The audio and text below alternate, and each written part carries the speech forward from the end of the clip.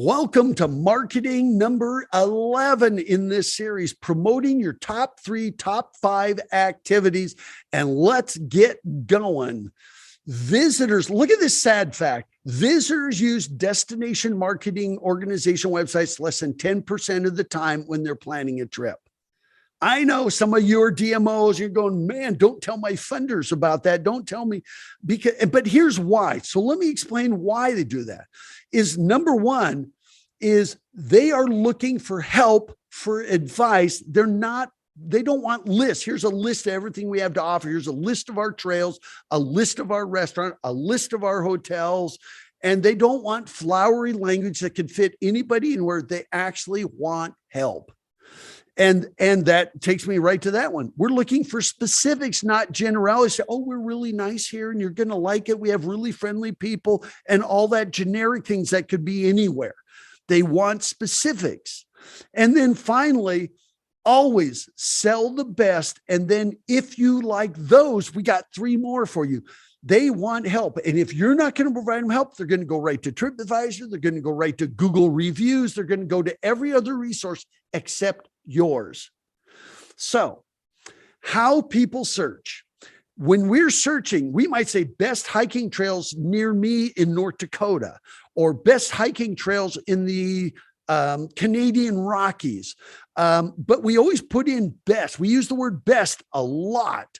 And then, or we'll put in top hiking trails or top kayaking spots near Banff, Alberta. You know, that's how we do that. This is how people, when they're planning travel. Now, if we're looking for hardware we might say hardware store near me now, but I'm talking about when people are trying to plan a travel, a weekend getaway or whatever. So we'll do hiking trails or whatever the activities near, Grand Forks, North Dakota, which is just south of where I am right now. And so, or we'll type in top rated bike shops near me. But you'll always notice something. They're always typing in, we want the best or the top and then we'll say the activity, and then the location is last. And that is really important. I've covered that many times here, but I want to show you this video right here. When we go through this, I typed in top things to do in Hope, British Columbia. Okay, I can see there. Let's see. There's destination, and by the way, I'm scanning on this page. Notice how they're all numbered: top 10 things to do, 10 things to do, 8 free things to do. Notice this list. Guess what's not on it? Their tourism website is not on it. Now, if I go to Google and type top things to see, this is Google's page. See what I mean? So if you're not going to promote, and it's got all the Google reviews there, if you're not going to do this, then they're just going to go to Google. They're going to ignore your website. And that's what you're trying to change. Google's travel business, you don't even know that they're in travel. It's worth billions and billions of dollars. And all they are is a search engine for travel, but they're taking Google reviews for you. I mean, guess what they're doing? They really stuck a knife in TripAdvisor, because Google, you just go top things to do. You don't even have to go to another website. And that's how important this is. I mean, so if I go back to this and I put Hope BC Tourism, which most consumers won't do, then I see their website. But in that first search, I didn't see it at all. And I'm not picking on Hope, because I could do tens of thousands of communities. It'd be the same answer, and then once I do get to I can go to TripAdvisor, things to do in Hope. There's popular things to do, ways to tour Hope. This goes in through all of those things. Top picks for Hope. This is all TripAdvisor. If you're not going to do this, then they're just not going to go to your website. If I type in bike shop, Grand Forks, North Dakota, I look at what Google does. It gives me a list of bike shops, and then I might pick one, ski and bike shop. There it is. It shows me where it is on the map. It's got all the Google reviews right there. Now, I'm not saying on your website you need to have every bike shop and every restaurant and everything, but for your primary activities, you need to have them there, and you need to include Google reviews. You need to include TripAdvisor reviews on your website, and I'm coming to that. So with all of these, I did North Dakota. I just typed in North Dakota top sites. This is what Google gave me. Notice down the list on the left says travel, explore, things to do, flights, hotels, vacation rentals. Yeah, Google rules the world. No offense. You might hate them, you might love them, but they are it. That's what I got when I typed North Dakota in. If I go to YouTube, we do the same thing. Top things to do in North Dakota. And there's my list. North Dakota top 5. Next video down is 15 things to do in North Dakota. The top 7 places to visit in South Dakota showed up. There weren't enough top 5 and top 7, top 3 things in North Dakota. So it started populating me with South Dakota stuff. That's how we search. So we'll go to YouTube and we'll do that. So here I did top kayaking lakes in eastern North Dakota. And I see Mother Nature in charge, Devil's Lake, which is just outside the region we're working. But there's that top 5 North Dakota again. And there's the next one, Catch a Legend in the waters of North Dakota. We're looking for top things to do. I mean, I did this, Nova Scotia, top things to do in Nova Scotia. I didn't put top 10. I could have put top 3, top 5, but look at 10 things to do in Nova Scotia. Central road trip, the best things to do in Nova Scotia, 12 best things to see and do in Nova Scotia, on down the list. These are where YouTube can be inspiration, and you need to get into the game, because none of these were DMOs that are destination marketing organizations that I'm showing you. Here we go. I did best hiking trails in Oregon. There's somebody did top 15 hikes, best Oregon day hikes, Oregon top 10, and most of these are not the local destination marketing organization. They're other people. Now, it's great that they're doing it. As a matter of fact, I would contact them and say, hey, would you mind if I share your video on our website, since they're doing it for you? Why not? It gives them more viewership. It may give them more subscribers, and it helps them and it helps you. But if they're not doing it for you, you need to do it. Even if I just go to Google and type in top things to do in Lake Tahoe in the winter, here's 12 of the best things to do. Where does Google get this? It gets it from Google reviews. It's searching the web. If you had the top 12 things on your website, Google might find that and put it here. And you can see the next one by Buy My Travel Muse, 12 things to do in Lake Tahoe this winter. Down below, 12 things to do in Lake Tahoe this winter that are not skiing. I mean, this is how we use the internet, and this is where Google is coming in, and they're doing this for you, but it's best if you do it, because then you can control it. If I type in, here we are, best horseback riding in Idaho. There it is, TripAdvisor, 10 best Idaho riding tours, onlyinyourstate.com, 6 best horseback riding tours in Idaho, alltrails.com, visitidaho.com. The state's website shows there. This is how important it is to promoting your top 3, top 5. You cannot let politics get into the way. So here's the 5 ingredients of this. Number 1, develop your top 3, top 5 list for stand-up paddleboarding lakes, whatever it is. Now, I don't go beyond 3, 5, or 7 if you can. Because what you can do, and I'm going to show you this in a minute, is you can always say, if you want the next 3, here they are. Always promote your best ofs. And then you can say, if you like that, here are more. So here I am. This is where I'm located right now, shooting this video. And here's the Drayton, the town of Drayton. It's right on the Red River. I was in there downtown, and look at what I found. Catfish capital of the North. I went, well, that's cool. They actually have a brand.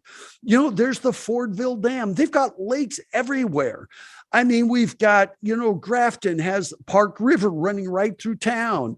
The Hom Dam is just up the road from Grafton, North Dakota. It's a great lake, and you'll find all kinds of information on it. There's the Matachek Dam. These are beautiful little lakes. Icelandic State Park has Lake Renwick. And here's the problem is, I don't know what each one of these is best for. I don't know which one is the best for walleye fishing, the best for stand-up paddleboarding. Maybe one is really good to get some more wind. And you cannot let local politics kill your marketing efforts. I mean, I could keep going up to Pembina, right near the Canadian border, and they've got the Pembina River running right through town. Anita, they call these dams here. I'm trying to change them to McVille Lake or Lake McVille. But once again, these are small, great little lakes where you might have it all to yourself. I mean, keep going. This is Stump Lake. And boy, I'll tell you, the wind goes there. Maybe that's a great place for Hobie Cat racing. So what we had to do is in North Dakota, we have to position each one of these for a particular type of activity. Is it good for bass fishing? Is it stocked every year? Walleye, catfish, trout? Is it good ice fishing, stand-up paddleboarding? We want to position each lake to a different experience where it would be best suited for that lake. And we can keep going. I was out there at Whitman Dam and I saw all the waterfowl there. Now, I don't know if that'd be hunting or if it'd be wildlife viewing. But once again, if I go to a map of North Dakota, look at down there. This is northeast North Dakota. You can see the Red River off to the right there, kind of coming down. That's the Minnesota, North Dakota state line. So Minnesota's on that side. But then we're trying to promote this region with all those little lakes I showed you. You can't even see them on this map. But look at our competition, Devil's Lake. It's huge. It's big. It's got all that fishing and everything. So maybe we have to position these as you could have a lake all to yourself. You don't have near the white water in them, when it gets windy. You don't have power boats going around you in some of the lakes. Maybe we position for kayaking. We're not competing with water skiers. So those are the things you have to do in positioning. And so it's so critical that you do this. And when you pick your top 3, top 5, top 7, remember, you're making a promise. If we go there and it wasn't that great, we're probably not going to do the other 2 out of your top 3 or the other 4 out of your top 5. And then number 2, make sure you can back it up. Look at what other people, maybe they're already saying that you're a best of. Look for local guides, create brainstorming groups that think of crazy ways to make the experience epic. Personality is really key. And then, but if I go back to Drayton and I look what I did, I typed in catfish capital north. I did not say what state I was in. I did not say Drayton, but look what showed up. I just put catfish capital north and there it is, Drayton. Drayton came up immediately with a photograph and everything. And then there are other articles below it, including some that are on the state's tourism website. That is good. But, and look at the size of the catfish there. There's the Catfish Challenge, a big derby they have, Catfish Capital Challenge. There it is. I mean, keep going down the list. Pretty epic. Now, when I typed in best walleye fishing, look at almost every place is Devil's Lake. There is one way down there, and that is in our area. And that is, I think that's Stump Lake down there. And so I thought, aha, we got one where we can compete against them for walleye, but you're not competing with hundreds of other boaters out there. You might be the only one out there fishing on a certain day. So that's a way to position it. So I probably wouldn't promote the other lakes for walleye. They don't show up on anybody's best of lists. And so you might do best places to paddleboard in the United States, North Dakota, and they're giving me a list. And maybe some of those are in the lakes that we're trying to promote. But you know what happens with influencers? A lot of times they're looking at your top 3, your top 5, your top 7 lists, and they're saying, wow, we're going to go check those out. And we're going to do our own top 3, top 5, top 7. And a lot of them are going to be the same thing that you're doing. So you need to step up and do that. And if nobody in your region owns whatever you're looking for, whether it's stand-up paddleboarding, kayaking, wildlife viewing, claim it. You'll own it. And then number 3, market the heck out of them. Now, after you promote your top 3, you can always market to people. If you like those, go to our website. We have 3 more for you, and that will bring people back again. But don't say we have a lake and you can do water skiing on it. You can do kayaking on it. You can do canoeing on it. You can do fishing on it. Don't position each one separately if you've got a lot of them. But when we talk about marketing the heck out of it, we're talking about stuff like this.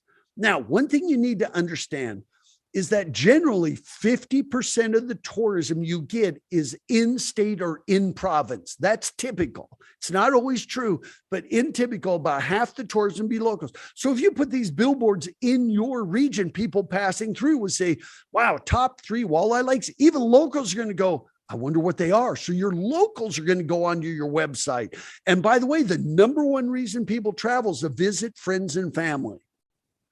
So when they visit you, you will know what the top 3 walleye lakes are. See what I mean? And so by doing this, you're going to get people's attention with billboards. And, it doesn't always have to be billboards. It can be on the web. It can be anywhere. But when you do this, even your locals go, I wonder what 3 they picked out of those golf courses. And there's reviews all over Golf Digest everywhere. So you don't even have to do the politics of getting into it. And so here you go. Here's what I was just telling you. Visit friends and family. 50% tourism is in state, and influence will use your lists. They're driving up and down your freeways and they're finding the same things.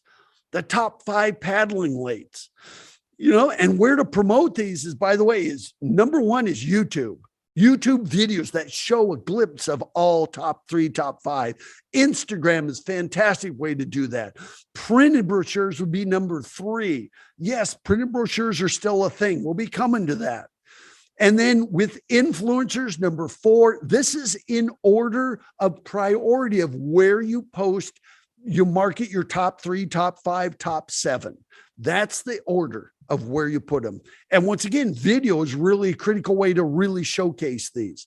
And that is totally, totally important in this. And number 4 is make them prominent on your website. Now, in the case of North Dakota's Rendezvous region, they haven't done this yet. This is their getting ready year. So they haven't really done any of this. So don't go to their website expecting to find this.